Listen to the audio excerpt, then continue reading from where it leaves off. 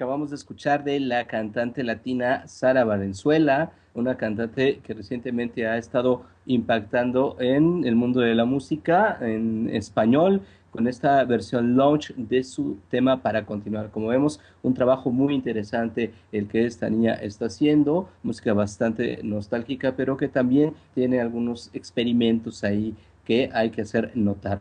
Y bueno, pues ya que una de las participantes que no pudo venir es Angélica Sánchez con su sección Filosofía Viva, pues mis compañeros conductores y yo nos vamos a encargar de también hacer el quite, ¿por qué no? Para que haya programa y ofrecerle a nuestros escuchas, a nuestra audiencia, pues una charla acerca de lo que es la filosofía en sí, para que no se pierda el hilo de esta sección tan gustada que es Filosofía Viva.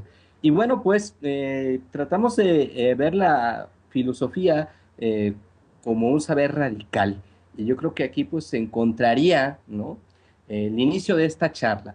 ¿Es la filosofía un saber radical? Primero, pues, ¿qué entendemos por radical? Radical se entiende en un sentido más negativo como un comportamiento extremo, como un comportamiento no muy racional, como un comportamiento violento, como comportamiento atrabancado, ¿no? Una forma de pensar acrítica. Cuando dicen es que eres muy radical, es que no tienes mesura y te vas a los extremos, ¿no? Pero en realidad radical viene de radix, es decir, ir hasta la raíz de las cosas.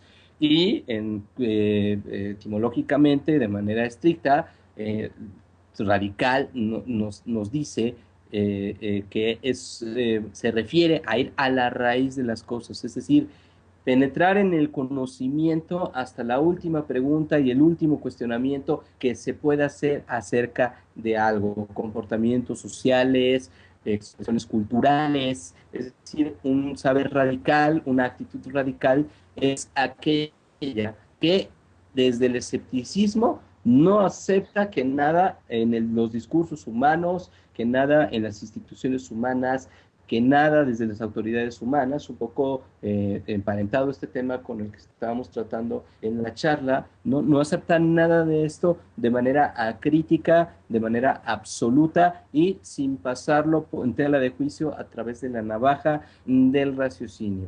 Y desde ese punto de vista, pues podríamos decir que la filosofía como tal, pues es un saber radical, porque la filosofía nace como una pregunta acerca de la realidad en sí, la pregunta básica acerca de la totalidad del mundo. ¿Qué es lo que está detrás de todas las cosas? ¿Qué es lo que está en la raíz? ¿Qué es lo que está en la sustancia de todo lo que existe? Lo que es el principio de todo. Y al encontrar esta respuesta, también se emparenta con otra pregunta: ¿cuál es la finalidad de todo lo que existe, de todo lo existente como tal? Primero la filosofía lo trató cuando todavía no existía la ciencia, de manera incluso material, es decir, indagó sobre esta pregunta última acerca de la materia misma, pero una vez que la ciencia también se fue haciendo cargo de estas preguntas en su mayoría, la filosofía sigue siendo un saber radical acerca de todo lo que existe en el reino de lo humano y acerca de la existencia humana como tal, ¿no? Entonces, pues ese es el punto de partida. ¿Es la filosofía un saber radical? Pues sí, podríamos decir que en un principio sí lo es. Es otro tipo de saber científico, es otro tipo de saber diferente al de la ciencia, porque se hace preguntas que tienen que ver con otro nivel o con otra dimensión. Es esta pregunta por los significados y la dirección de la existencia humana como tal, ¿no? Y que tiene diferencias con el saber científico, ¿no? La filosofía no es precisamente una ciencia, sino otro tipo de saber, Marta. Tenemos esta idea de que este pensamiento filosófico empezó en Grecia, ellos fueron con Tales de Mileto, el que empezó el hablar del arqué, del origen, del principio que gobierna el mundo, los que se empezaron a hacer todas esas preguntas, ¿por qué, para qué es posible conocer? Y bueno, se dice que porque ya estaban en una situación donde se estuvo todo esto en esta, en este en esta parte de Grecia donde ya estaban satisfechas en general muchas necesidades económicas, había un gran intercambio, eso permitió que se pudiera dar ahí y no en otra parte, y pues bueno, por eso se admira tanto a los griegos. Es así, ellos empezaron, a ninguno más en toda la historia de la humanidad se le ocurrió preguntarse por qué aquí, por qué estamos aquí, de qué se trata todo esto. Ellos son los únicos que empezaron a hacerse esos cuestionamientos radicales, buscar este saber radical. Yo ¿Tú qué sí lo opinas, pongo en Raúl? tela de juicio, ¿eh? Lo pongo completamente en tela de juicio eso, y además eso es un discurso evidentemente dominante, ¿no? Hay todo un tema ahí en relación con cómo nos hemos conformado una estructura de discurso que asumimos que es el que tenemos que aprender, ¿no? En relación con los saberes. Hay, en efecto, una serie de relaciones muy estrechas con la cultura clásica griega o conocida como clásica griega, pero evidentemente debe de existir todo un acervo de saberes relativos a otro tipo de culturas, a otro tipo de civilizaciones de la antigüedad y del presente, pues que son profundamente desconocidos. Eh, Quizás sería pertinente un poco más adelante, lo mencionaría. Yo tenía como tema un comentario de un texto de George Steiner, que es una especie como de ensayito. En realidad es una conferencia que preparó él para el Nexus Institute en la 10ª conferencia, que se llama La idea de Europa. Digo, en unos minutos más podríamos tomarlo, pero de entrada, Marta, yo pienso que no, que el saber radical no consiste únicamente en dilucidar sobre aquellas reflexiones de los griegos antiguos clásicos, y que va mucho más allá de ello, ¿no? De hecho, hay una buena crítica que hace un filólogo italiano que se llama Giorgio Colli respecto a él le llama en su texto, que es un pequeño ensayito también de 5 o 6 partes, que se llama El nacimiento de la filosofía, a la muerte de la filosofía, a la muerte de la filosofía como el clásico, la clásica raíz de amor a la sabiduría, la muerte de los saberes a partir de la escritura, ¿no? Entonces, la escritura cumple un papel importante en el desarrollo de la filosofía, en el desarrollo de esto que comprendemos como la filosofía, y posteriormente, muchos años después, se va apuntalando como el saber metódico. Si no hay método, no hay filosofía. Esto lo apuntan, bueno, pues ya muy severamente, en particular los desarrollos de grandes filósofos alemanes y algunos otros, pero esto es algo que puede ponerse mucho en tela de juicio, ¿no? Así es. Empecemos por decir que, bueno, pues yéndonos a la etimología básica que se enseña acerca de la filosofía es pues este amor a la sabiduría o amor a la verdad, ¿no?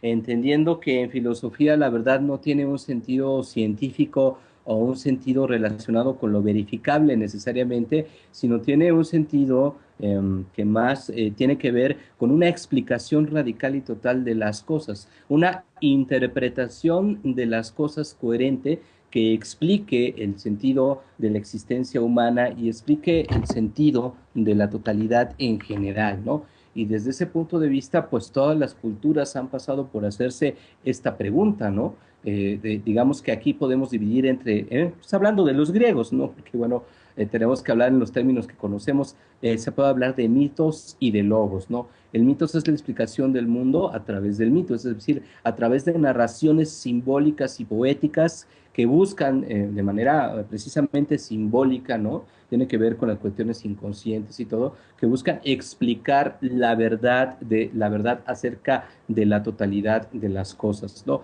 Y por otro lado está el logos, que es la razón, y que busca a través de otras rutas la explicación acerca de esto. Y pues, como dices Raúl, ¿no? Sería pues prácticamente pues bastante limitado pensar que solamente los griegos y los occidentales que lo siguieron, pues han tenido la primicia y la unicidad y hacer este tipo de indagaciones. Simplemente, por ejemplo, tenemos en la India 6 sistemas filosóficos, uno de los cuales es el yoga, también está la tradición del Sankhya, ¿no? También está la filosofía ritualista que se llama Mimamsa, en fin, todos estos tratan los mismos temas, ¿no? Metafísica, ontología, tratado acerca del ser, tratado acerca de la sustancia, en fin, y pues no se enseñan en las escuelas. Y para terminar, pues yo quisiera referir, ¿no?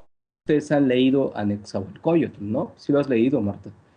Bueno, Claro, últimamente, de hecho yo quería terminar la participación con nuestro gran Netzahualcóyotl, que no le pide nada a los griegos ni a muchos otros filósofos, ¿no, Ulises? así es, ¿no? Porque bueno, en realidad la filosofía griega es la que conocemos, ¿no? Pero tú que has leído a Nezahualcóyotl, yo también lo he leído y supongo que Raúl también ha frecuentado alguna vez su lectura y bueno, pues trata temas bastante profundos y relacionados con la metafísica y otras cosas, ¿no, Marta? Así es, y bueno, creo que ya estamos por terminar la mesa, pero bueno, no quiero irme, bueno, no quiero que dejemos este tema sin, bueno, o más bien dejaremos este tema con una reflexión en Netzahualcóyotl. Yo, Netzahualcóyotl, lo pregunto, ¿acaso de veras se vive con raíz en la tierra? No para siempre en la tierra, solo un poco aquí. Aunque sea de jade se parte, aunque sea de oro se rompe, aunque sea plumaje de quetzal se desgarra, no para siempre en la tierra, solo un poco aquí. Y pues vámonos con música.